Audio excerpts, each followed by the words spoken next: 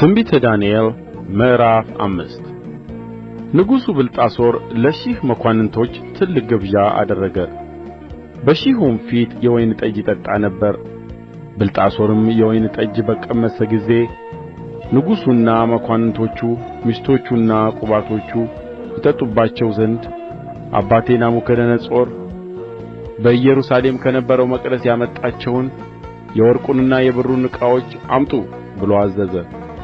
የዚያን ጊዜም በኢየሩሳሌም ከነበረው ከእግዚአብሔር ቤተ መቅደስ የመጡትን የወርቁን ዕቃዎች አመጡ። ንጉሡና መኳንንቶቹም ሚስቶቹና ቁባቶቹም ጠጡባቸው። የወይን ጠጅም እየጠጡ ከወርቅና ከብር ከናስና ከብረት ከእንጨትና ከድንጋይ የተሠሩትን አማልክት አመሰገኑ። በዚያም ሰዓት የሰው እጅ ጣቶች ወጥተው በንጉሡ ቤት በተለሰነው ግንብ ላይ በመቅረዙ አንጻር ጻፉ። ንጉሡም የሚጽፉትን ጣቶች አየ። የዚያን ጊዜም የንጉሡ ፊት ተለወጠበት፣ አሳቡም አስቸገረው። የወገቡም ጅማቶች ተፈቱ፣ ጕልበቶቹም ተብረከረኩ። ንጉሡም አስማተኞቹንና ከለዳውያኑን ቃላተኞቹንም ያገቡ ዘንድ በታላቅ ድምፅ ጮኸ። ንጉሡም የባቢሎንን ጠቢባን ይህን ጽሕፈት ያነበበ ፍቺውንም ያሳየኝ ሐምራዊ ግምጃ ይለብሳል፣ የወርቅም ማርዳ በአንገቱ ዙሪያ ይሆንለታል፣ በመንግሥቱም ላይ ሦስተኛ ገዥ ይሆናል ብሎ ተናገረ። የዚያን ጊዜም የንጉሡ ጠቢባን ሁሉ ገቡ። ነገር ግን ጽሕፈቱን ያነብቡ ፍቺውንም ለንጉሡ ያስታውቁ ዘንድ አልቻሉም። ንጉሡም ብልጣሶር እጅግ ደነገጠ፣ ፊቱም ተለወጠበት፣ መኳንንቶቹም ተደናገጡ። ንግሥቲቱም ስለ ንጉሡና ስለ መኳንንቱ ቃል ወደ ግብዣ ቤት ገባች።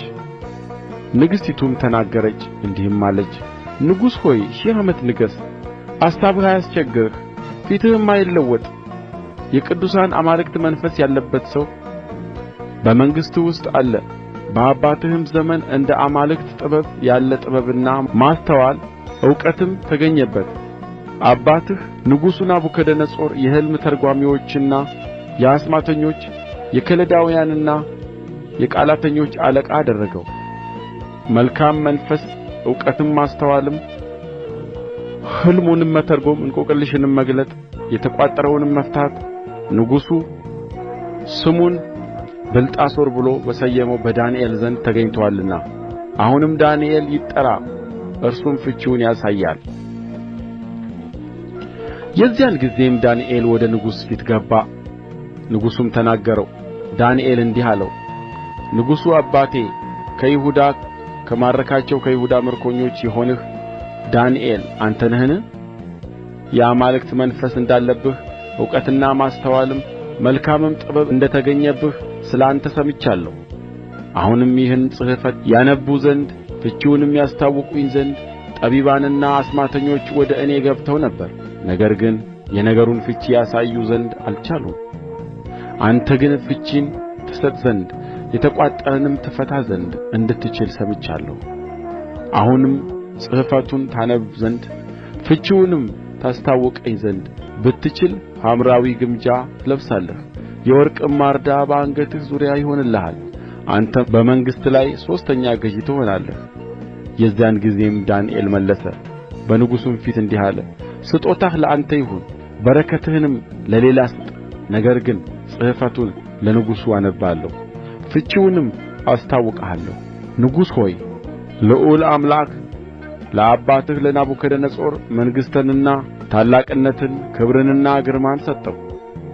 ስለ ሰጠው ታላቅነት ወገኖችና አሕዛብ በልዩ ልዩም ቋንቋ የሚናገሩ ሁሉ በፊቱ ይንቀጠቀጡና ይፈሩ ነበር።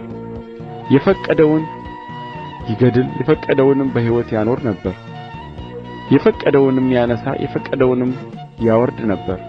ልቡ ግን በታበየ በኵራትም ያደርግ ዘንድ መንፈሱ በጠነከረ ጊዜ ከመንግሥቱ ዙፋን ተዋረደ፣ ክብሩም ተለየው። ልዑል አምላክም በሰዎች መንግሥታት ላይ እንዲሠለጥን የሚወድደውንም እንዲሾምበት እስኪያውቅ ድረስ ከሰው ልጆች ተለይቶ ተሰደደ። ልቡም እንደ አውሬ ልብ ሆነ፣ መኖሪያውም ከምድረ በዳ አህዮች ጋር ነበረ። እንደ በሬ ሣር በላ፣ አካሉም በሰማይ ጠል ረሰረሰ። ብልጣሶር ሆይ አንተ ልጁ ስትሆን ይህን ሁሉ እያወቅህ በሰማይ ጌታ ላይ ኰራህ እንጂ ልብህን አላዋረድህም። የመቅደሱንም ዕቃዎች በፊትህ አመጡ። አንተም መኳንንትህም ሚስቶችህም ቁባቶችህም የወይን ጠጅ ጠጣችሁባቸው። ከብርና ከወርቅም ከናስና ከብረትም ከእንጨትና ከድንጋይም የተሠሩትን የማያዩትንም የማይሰሙትንም የማያስተውሉትንም አማልክት አመሰገንህ። ትንፋሽህንም መንገድህን ሁሉ በእጁ የያዘውን አምላክ አላከበርኸውም። ስለዚህም እነዚህ የእጅ ጣቶች ከእርሱ ዘንድ ተልከዋል። ይህም ጽሕፈት ተጽፎአል። የተጻፈውም ጽሕፈት ማኔ ቴቄል ፋሬስ ይላል። የነገሩም ፍቺ ይህ ነው። ማኔ ማለት እግዚአብሔር መንግሥትህን ቈጠረው ፈጸመውም ማለት ነው። ቴቄል ማለት በሚዛን ተመዘንህ ቀልለህም ተገኘህ ማለት ነው።